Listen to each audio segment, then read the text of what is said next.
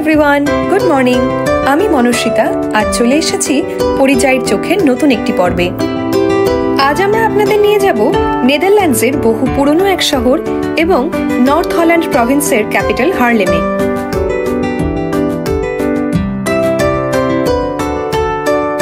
Railway স্টেশনের ঠিক উল্টো দিকেই রয়েছে হার্লেম বাস স্ট্যান্ড, যেখান থেকে কাছে দূরের বিভিন্ন শহরে বাস সার্ভিস চালু রয়েছে। স্পার্নি নদীর তীরে গড়ে ওঠা এই হার্লেমের প্রথম উল্লেখ পাওয়া যায় 10ম শতাব্দীর লিখিত তথ্যে। তখন এর নাম ছিল হারলেম। পরবর্তীকালে 1245 সালে কাউন্ট উইলিয়াম II হার্লেমকে সিটি রাইটস প্রদান করেন। সেই সময় মূলত বিয়ার ব্রিউইং, জাহাজ তৈরি এবং টেক্সটাইল ইন্ডাস্ট্রি গড়ে ওঠে এই শহরে। এখন আপনাদের দেখাবো হার্লেম রেলওয়ে স্টেশনের এক অংশের অন্দরসজ্জা। পুরনো দিনের কাঠের কাজ করা এই সিলিংটি সত্যিই সুন্দর, যা এখনকার দিনে খুব একটা চোখে পড়ে না।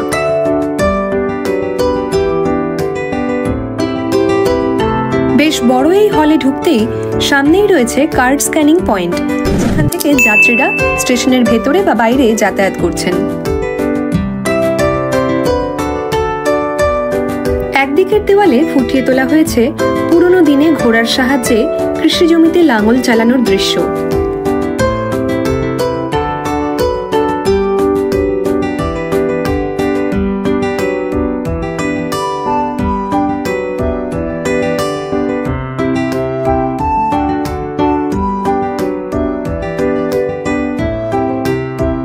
অন্যদিকের দেওয়ালে ফুটে উঠেছে এক কারখানার দৃশ্য।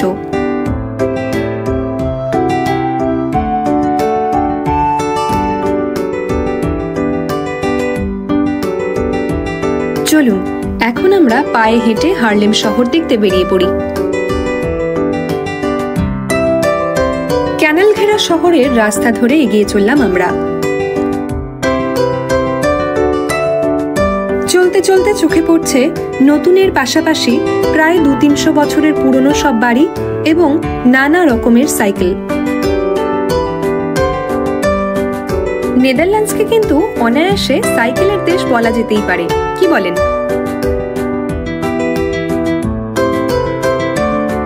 অলিগলি ঘুরতে ঘুরতে একসময় আমরা পৌঁছে গেলাম সেন্ট ব্যাভো চার্চের সামনে।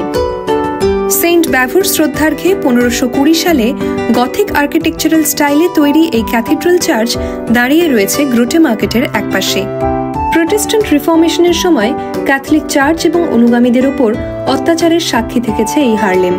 1578 সালের আগে পর্যন্ত রোমান ক্যাথলিক প্র্যাকটিস চালু থাকলেও তারপর থেকে এখানে শুরু হয় প্রোটেস্ট্যান্ট প্র্যাকটিস। দুর্ভাগ্যবশত ভেতরে কিছু কাজ চলার কারণে আমরা আজ এখানে ঢুকতে পারলাম না। বাইরে থেকে দেখেই সন্তুষ্ট থাকতে হলো আমাদের। অগত্যা এগিয়ে চললাম গ্রোটে মার্কেটের পথে। এই মার্কেটের একপাশে রয়েছে হার্লেম সিটি হল, যা এখন ট্র্যাডিশনাল সিভিক ওয়েডিং এর জায়গা হিসেবে ব্যবহৃত হয়। পায়ে পায়ে মার্কেটে ঢুকে দেখি এক দোকানে বিক্রি হচ্ছে নেদারল্যান্ডসের বিখ্যাত ব্লু পটারি আইটেমস।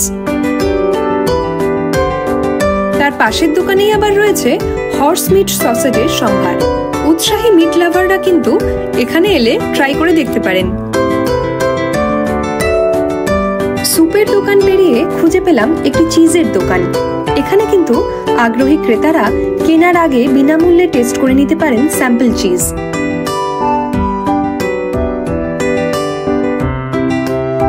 বিভিন্ন দামের বিভিন্ন স্বাদের চিজের জন্য বিখ্যাত এই দেশে একজন ডাচ বছরে গড়ে প্রায় 14 কেজি চিজ খেয়ে থাকেন। 3-4 রকম চিজ টেস্ট করে এই দোকান থেকে আমরাও কিছুটা চিজ কিনে নিলাম বাড়ির জন্য।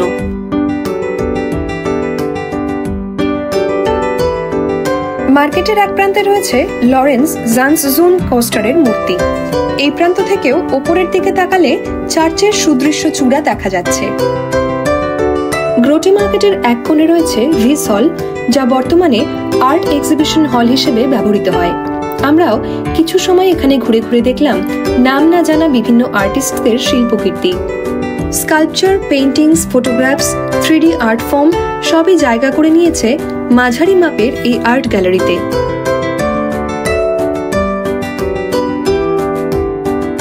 এর ঠিক উল্টো দিকেই রয়েছে সুদৃশ্য ভ্লিস হল বা মিট হল।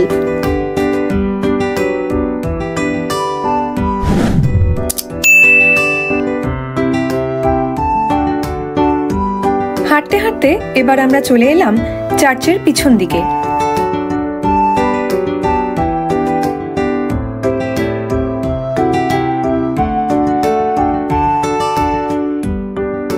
বেলা পড়ে আসায় রেস্টুরেন্টগুলিতে এবার ভিড় জমতে শুরু করেছে। সূচের মতো ঠান্ডা হাওয়া বিচ্ছে গায়ে, তাই কৃত্রিমভাবে আরামদায়ক পরিবেশ তৈরি করা হয়েছে।